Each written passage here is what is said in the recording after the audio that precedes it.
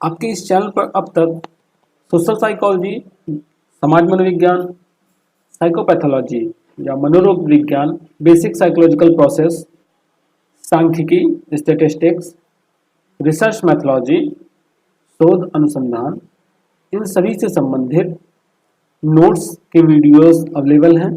इनके साथ साथ एमसीक्यू टाइप क्वेश्चंस भी, ऑब्जेक्टिव क्वेश्चंस भी, जिसमें सोशल साइकोलॉजी से रिलेटेड, एबनॉर्मल साइकोलॉजी से रिलेटेड, पर्सनालिटी मेंटल टेस्ट से रिलेटेड, स्टैटिस्टिक्स सांख्यिकी से संबंधित, रिसर्च यानी शोध से संबंधित, गाइडेंस काउंसलिंग परामर्शन एवं निर्देशन से संबंधित, इन्वायरमेंटल साइकोलॉजी और लास्ट में साइकोलॉजी प्रैक्टिकल से संबंधित कंप्लीट वीडियोस चैनल पर मिल जाएंगे। आपको इन वीडियोस के लिए सिर्फ यहाँ पर जो आपका वीडियो के नीचे टाइटल है, टाइटल के सामने आपको डिस्क्रिप्शन का एरो दिख रहा है, इस एरो पर आप क्लिक करेंगे, नीचे आपको सभी प्लेलिस्ट के लिंक प्रोवाइड हैं। आज का वीडियो प्रैक्टिकल से रिलेटेड है, साइकोलॉजी प्रैक्टिकल से रिलेटेड है, जिसमें आप सभी को पता चल गया होगा कि आज की वीडियो में हम प्रेजुडिस यानी पूर्वाग्रह से संबंधित प्रैक्टिकल के बारे में बात करेंगे। उसको देखेंगे कि पूर्वाग्रह का मापन कैसे होता है प्रेजुडिस स्केल के द्वारा। तो ये आपका प्रेजुडिस स्केल है, इसको अभी हम देखते हैं आगे। सबसे पहले हम बात करते हैं कि ये जो प्रेजुडिस स्केल का आपको जो प्रैक्टिकल लिखना है उसकी शुरुआत कैसे करते हैं। तो अब तक अगर आपने प्रैक्टिकल फाइल बनाई होगी तो आपको पता होगा कि सबसे पहले हम प्रैक्टिकल का नाम लिखते हैं। तो आपका नाम हो जाएगा प्रैक्टिकल का, प्रैक्टिकल नंबर 1, 2, 3 जो भी आपका होगा वहाँ पे। फिर उसके आगे आप क्या लिखेंगे, पूर्वाग्रह मापनी या प्रेजुडिस स्केल। देन उसके बाद आप परिचय लिखते हैं, परिचय या इंट्रोडक्शन लिखते हैं, जिसमें आपको जिस टॉपिक पर आप प्रैक्टिकल कर रहे हैं उसके बारे में बताना रहता है। तो यहाँ पर जैसे आप प्रेजुडिस से रिलेटेड प्रैक्टिकल कर रहे हैं तो आपको प्रेजुडिस के बारे में बताना रहेगा, इसीलिए यहाँ पर परिचय से रिलेटेड मैटर मैंने ऑलरेडी यहाँ पर दे दिया है। आप यहाँ से परिचय लिख लेंगे और इस परिचय में आप पूर्वाग्रह का अर्थ, उसकी परिभाषा, देन उसकी विशेषताएं यहाँ पर दी गई हैं, इन विशेषताओं को लिख लेंगे, इसका स्क्रीनशॉट लेंगे और आराम से इसको लिख लेंगे।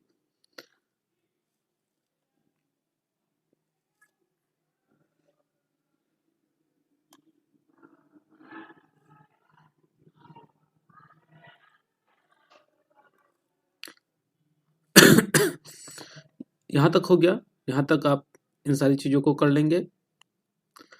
अब इसके बाद जब इंट्रोडक्शन हम लिख लेते हैं तो देन उसके बाद आता है टेस्ट एडमिनिस्ट्रेशन या परीक्षण संचालन। तो परीक्षण संचालन में सबसे पहले आप उद्देश्य लिखते हैं कि उद्देश्य क्या है आपका।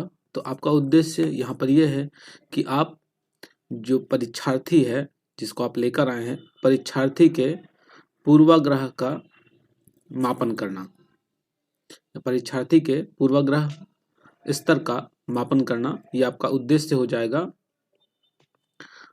देन उसके बाद हम क्या करते हैं, उद्देश्य के बाद हम परीक्षण सामग्री देखते हैं कि परीक्षण सामग्री क्या है।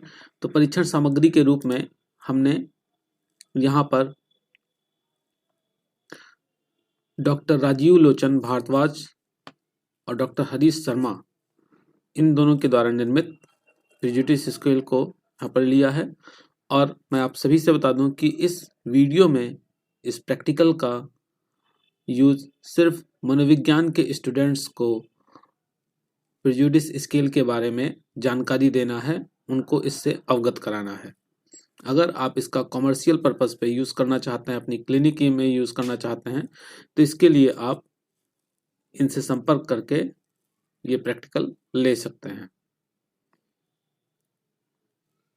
तो चलिए स्टार्ट करते हैं, आगे देखते हैं कि इस प्रैक्टिकल, इस स्केल को हम कैसे फिल करेंगे। तो जिससे भी आप इस प्रैक्टिकल को फिल करवाएंगे, इस स्केल को जिससे फिल करवाएंगे, उसका नाम होगा यहाँ पर, उससे रिलेटेड जो इन्फॉर्मेशन है वो सब भर लेंगे। यहाँ पे बहुत ज़्यादा डिटेल में मैं नहीं जाऊँगा वरना वीडियो बहुत लंबा हो जाएगा। देन आपको निर्देश पढ़ना है। निर्देश क्या है कि इस परीक्षण में कुछ कथन दिए गए हैं। प्रत्येक प्रश्न की सहमति के आधार पर 5 उत्तर हैं। प्रत्येक कथन के प्रति अपनी सहमति को आपको एक निश्चित धर्म अथवा जाति अथवा संप्रदाय को अपने सामने रखकर देनी है। उस जाति, धर्म, संप्रदाय का नाम ऊपर दिए गए कोड के खाने में भरना है। अब यहाँ पर देखें कोड का खाना है, तो ये कह ये रहे हैं कि आपको ये जो आगे के क्वेश्चंस मिलेंगे उन क्वेश्चंस को आंसर ऐसे देना है कि किसी दूसरे जाति को दिमाग में रखकर या किसी दूसरे धर्म को दिमाग में रखकर। अब यहाँ पर जाति के अकॉर्डिंग ये स्केल का मेजरमेंट करना थोड़ा सा मुश्किल हो जाता है। इसके लिए धर्म के अकॉर्डिंग बड़ी आसानी से ये मेजरमेंट हो सकता है, क्योंकि जाति में ऊंची जाति नीची जाति के आधार पे यहाँ पे देना है तो वो थोड़ा सा ज़्यादा टफ पड़ता है। अब इसको धर्म के आधार पे आसानी से कर सकते हैं। जैसे जो हिंदू धर्म से बिलोंग करते हैं, अगर आपका जो परीक्षार्थी है वो हिंदू धर्म से बिलोंग करता है तो वो कोड में यहाँ पर मुस्लिम लिख देगा, यहाँ पर कोड में मुस्लिम लिख देगा। और अगर वो परीक्षार्थी मुस्लिम धर्म से बिलोंग करता है तो वो यहाँ पे हिंदू लिख देगा। और फिर आगे के जो क्वेश्चंस हैं उनको इस तरीके से पढ़ना है कि वो सभी क्वेश्चंस या वो सभी जो आइटम्स हैं, एकांश हैं, वो हिंदुओं के बारे में बताए जा रहे हैं अगर वो मुस्लिम है परीक्षार्थी तो, या अगर परीक्षार्थी हिंदू है तो वो ये सोचेगा कि ये मुस्लिमों के बारे में बताया जा रहा है और हमें अपना रिस्पॉन्स देना है। तो इतना कुछ कर लेंगे आप। देन आगे वही चीज़ें बताई गई हैं कि आपको पांचों में से कोई एक का उत्तर देना है और पूर्ण ईमानदारी के साथ देना है। और आपके द्वारा जो निर्देश दिए गए हैं, मतलब जो आपके द्वारा यहाँ पर रिस्पॉन्स किए जाएंगे, उनको गोपनीय रखा जाएगा। अब यहाँ पर कुछ क्वेश्चंस देख लेते हैं, क्योंकि सभी क्वेश्चंस तो मैं यहाँ पर बता नहीं पाऊंगा, तो कुछ क्वेश्चंस देख लेते हैं। जैसे पहला क्वेश्चन है, अमुक धर्म, जाति, संप्रदाय के लोग किसी भी अवसर का फायदा उठाने से नहीं चूकते। अब जैसे अगर आप का जो परीक्षार्थी है वो हिंदू धर्म से बिलोंग करता है तो यहाँ पर अमुक में वो क्या समझेगा कि मुस्लिम धर्म के लोग किसी भी अवसर का फायदा उठाने से नहीं चूकते। और अगर वो मुस्लिम धर्म से बिलोंग करता है तो वो यहाँ पे क्या समझेगा कि जो सेंटेंस दिया गया है ये हिंदू धर्म से रिलेटेड है कि हिंदू धर्म के लोग किसी भी अवसर का फायदा उठाने से नहीं चूकते। अब यहाँ पर उनको फिर रिस्पॉन्स करना है। रिस्पॉन्स कैसे करना है कि अगर वो इस कथन से बहुत अधिक सहमत हैं तो वो बहुत अधिक पर टिक करेंगे। अगर वो बहुत अधिक नहीं लेकिन हाँ फिर भी अधिक सहमत हैं तो यहाँ पर टिक करेंगे। अगर उनको लगता है कि नहीं ऐसा नहीं है, सामान्य सी बात है ये, तो वो इस पर टिक करेंगे। अगर वो इस बात से बहुत मतलब कम सहमत हैं तो यहाँ पर टिक करेंगे। और अगर वो बहुत कम सहमत है कि नहीं ऐसा है ही नहीं, ऐसा नहीं होता है, तो वो बहुत कम पर टिक करेंगे। जैसा आपको लगेगा उस अकॉर्डिंग आप टिक करेंगे। इसी तरीके से इन सभी क्वेश्चंस के रिस्पॉन्स करने हैं। सामने जिस जाति के आप हैं जिस धर्म से आप बिलोंग करते हैं उसके दूसरे धर्म के बारे में आपको सोचना है। एक और क्वेश्चन देख लेते हैं, जैसे क्वेश्चन नंबर 6 है, अमुक धर्म, जाति अथवा संप्रदाय के लोगों की मानसिकता स्वस्थ नहीं होती। तो अगर आप हिंदू से बिलोंग करते हैं तो आप यहाँ पर समझेंगे कि मुस्लिम धर्म के लोगों की मानसिकता स्वस्थ नहीं होती। और अगर आप मुस्लिम धर्म से बिलोंग करते हैं तो आप यहाँ पर सोचेंगे कि हिंदू धर्म के लोगों की मानसिकता स्वस्थ नहीं होती। तो आप यहाँ पर उसी तरीके से रिस्पॉन्स करेंगे।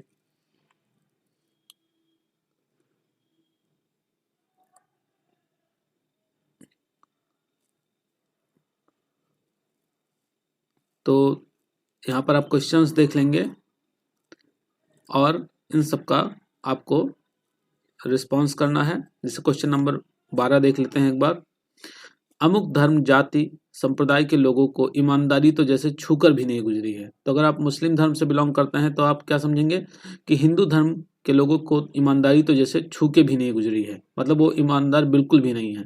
तो अगर आप इस कथन से सहमत हैं, बहुत अधिक सहमत है, तो यहाँ पर अधिक सहमत है, यहाँ पर सामान्य, यहाँ पर कम सहमत है, यहाँ पर और बहुत कम सहमत है तो यहाँ पर टिक करेंगे। देन उसके बाद आगे भी ऐसे ही क्वेश्चंस दिए गए हैं, इन क्वेश्चंस को देखेंगे और आप रिस्पॉन्स करेंगे।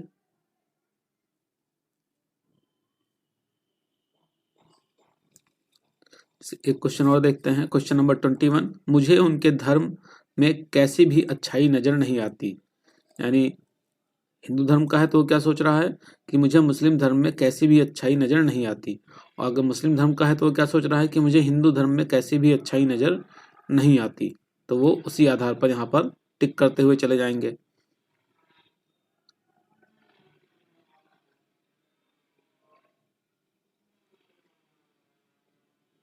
देन यहाँ पर भी सेम ऐसे ही करना है।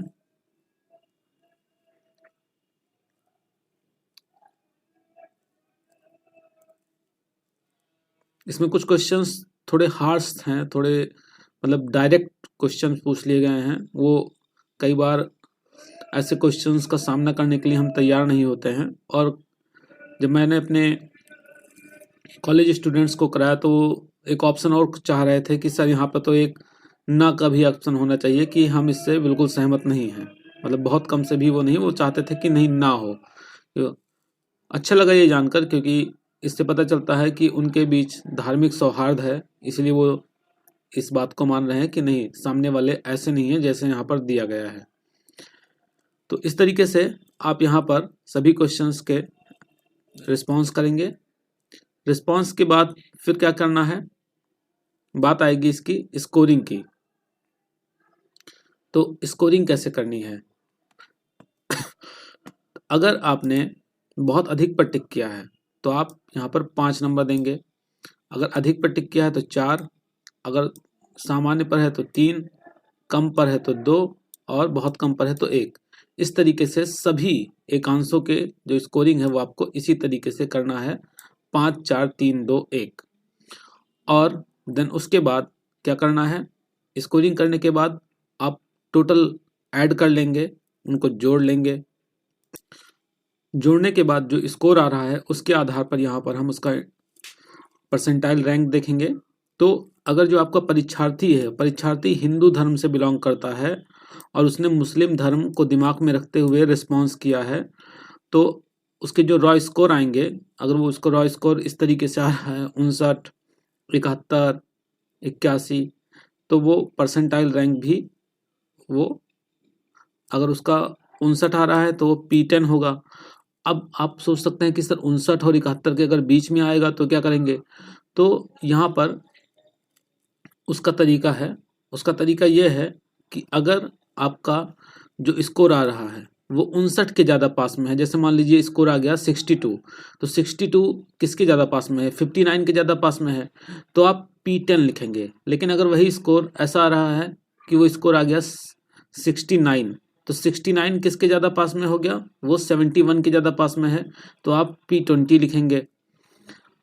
सेम ऐसे ही अगर स्कोर आ रहा है 71, तो 71 P20 हो जाएगा, और स्कोर आ रहा है 75, तो 75 देखा जाए तो 71 के ज़्यादा पास में है तो P20 लिख देंगे। 78 अगर स्कोर आ रहा है तो 78 जो है वो 81 के ज़्यादा पास में है तो P31 हो जाएगा। इसी तरीके से आपको स्कोरिंग करनी है, मतलब यहाँ पर परसेंटाइल देना है। सेम वैसे ही यहाँ पर अगर जो स्टूडेंट है, जो परीक्षार्थी है, वो मुस्लिम धर्म से बिलोंग करता है और उसने हिंदू धर्म को दिमाग में रखते हुए रिस्पॉन्स किया है, तो वो इस तरीके से, अगर उसका स्कोर है जैसे 56 स्कोर है तो वो P10 देगा, 69 है तो वो P20, और अगर बीच में है तो मैंने बताया ही कि बीच वाले का कैसे करना है स्कोर। तो इस तरीके से कर लेंगे। देन बात आती है इंटरप्रिटेशन की। तो अगर जो परसेंटाइल है वो 80 से ऊपर है तो इसका अर्थ ये हुआ कि उस परीक्षार्थी में जो पूर्वाग्रह की भावना है वो बहुत ही ज़्यादा है, उसके अंदर बहुत ही ज़्यादा पूर्वाग्रह है। वो सामने वाले धर्म को लेकर बहुत ही ज़्यादा पूर्वाग्रह अपने दिमाग में लेकर चल रहा है, पूर्व धारणाएं वो लेकर चल रहा है। पूर्वाग्रह का मतलब, अगर आपने वीडियो नहीं देखा है तो एक बार पूर्वाग्रह वाला वीडियो देखकर समझ सकते हैं। पूर्वाग्रह का अर्थ हुआ कि आप पहले से ही एक धारणा बना लेना, पहले से ही किसी चीज के बारे में एक निर्णय ले लेना। जैसे यहां पर देखिए, मैं थोड़ा सा आपको बता देता हूं। देखिए, पूर्वाग्रह जो है वो लैटिन वर्ड प्रिजुडिशियम से बना है, जो दो शब्दों प्री तथा जुडिशियम, प्री का अर्थ होता है पहले और जुडिशियम का अर्थ होता है जजमेंट या निर्णय, यानी किसी वस्तु, तथ्य, घटना, अन्य व्यक्ति के बारे में एक पूर्ण निर्णय। यानी हमारी जो मनोवृत्ति है वो पहले से ही डिसाइड हो जाती है कि हम यदि इस व्यक्ति के प्रति ऐसी मनोवृत्ति है या ये व्यक्ति ऐसा ही होगा। तो अगर किसी का स्कोर बहुत ज़्यादा अधिक है, वेरी हाई आ रहा है, 80 से ऊपर आ रहा है, तो यानी वो पहले से ही अपने दिमाग में सामने वाली धर्म के प्रति कुछ विचारधाराएं बनाकर रखा हुआ है। अगर 61 से 79 के बीच में आ रहा है तो इसका अर्थ हुआ कि उसका जो प्रेजुडिस लेवल है वो हाई है। 31 से 60 है तो यानी प्रेजुडिस लेवल एवरेज है। और अगर जो परसेंटाइल है वो 21 से 30, यहाँ पर परसेंटाइल है, ये स्कोर मत समझ लीजिएगा कि इतना स्कोर है तो रिस्पांस हुआ। ये परसेंटाइल है, परसेंटाइल के स्कोर के आधार पर परसेंटाइल निकल के आया है, जैसा अभी आपने ऊपर देखा था।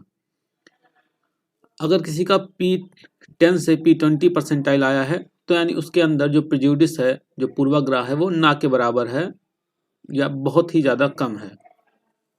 ज़्यादातर जो स्टूडेंट्स है जिन पे मैंने ये टेस्ट किया, उनका स्कोर वेरी लो या नॉट एट ऑल, यानी परसेंटाइल उनका P10 से P20 के बीच में था। अगर आपका परसेंटाइल या आपके परीक्षार्थी का परसेंटाइल हाई या वेरी हाई आता है तो यानी उसकी काउंसलिंग की ज़रूरत है, उसको थोड़ा सा पूर्वाग्रह को कैसे ख़त्म किया जाए उसके बारे में उसे बताने की ज़रूरत है। तो इस तरीके से ये प्रैक्टिकल आप करेंगे। अगर कोई प्रॉब्लम और आती है तो आप मुझे कमेंट करके वो चीज़ें पूछ सकते हैं। मिलते हैं नेक्स्ट क्लास में, तब तक के लिए धन्यवाद।